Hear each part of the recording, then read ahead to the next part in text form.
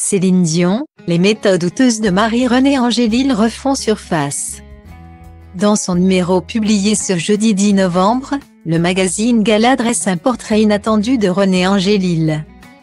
Le seul et unique homme, ou presque, que Céline Dion a connu dans sa vie jusqu'à présent. De manager, le producteur est passé à confident puis amant et mari, sous le regard pas toujours approbateur de Thérèse Tanguay. La mère de la chanteuse. L'amour plus fort que tout leur a permis de surmonter les jugements et de prouver qu'entre eux, c'était bel et bien du sérieux malgré une différence d'âge de 26 ans. En amour comme dans le travail, Renée Angélil était prêt à tout, même du pire. Pour Céline Dion. Nathalie Jean s'en souvient encore. À l'époque, la jeune femme de 23 ans est sollicitée pour écrire la toute première biographie de la chanteuse. Il n'y avait aucune révélation, explique-t-elle à Gala. Des gens très connus avaient des choses très croustillantes à raconter sur Céline et Renée, mais je ne voulais relayer aucun scandale. Alors que le livre est déjà imprimé, mon éditeur m'a appelé pour me dire « Tout est arrêté. Il se passe quelque chose avec Renée Angélil. Rendez-vous est donné un peu plus tard pour des explications et un sacré coup de pression, c'est fou. Les méthodes qu'ils ont employées, se rappellent-elles.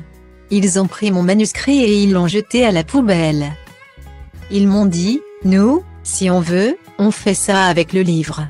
Puis ils ont poursuivi, on est trop respectueux alors on vous offre de l'argent. Mais sachez qu'on n'est pas obligé de le faire.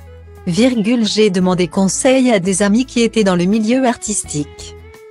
Tous m'ont dit, Angélil va te griller, oublie ça, tu ne pourras pas faire de carrière. Il a le bras trop long. J'ai renoncé à la parution du livre et j'ai signé un accord de confidentialité, m'obligeant jusqu'en 2000. Nathalie Jean a reçu la somme de 17 000 $ partagée entre sa maison d'édition et Renée Angélil. Son histoire montre que si la vie de Renée et Céline est un livre ouvert comme ils ont coutume de le dire, il ne l'est qu'à condition que les chapitres soient relus et soigneusement corrigés, affirme Gala. Ce n'est pas pour rien que dans le milieu de la presse, il était surnommé le parrain à l'époque.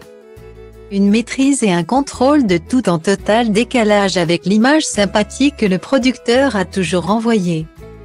Je ne connaissais que l'image publique de Renée Angélil, celle d'une sorte d'ourson qu'on a envie de serrer dans ses bras, indique Hervé Tropea, co-auteur du livre Céline Dion, la vraie histoire, publié aux éditions Robert Laffont.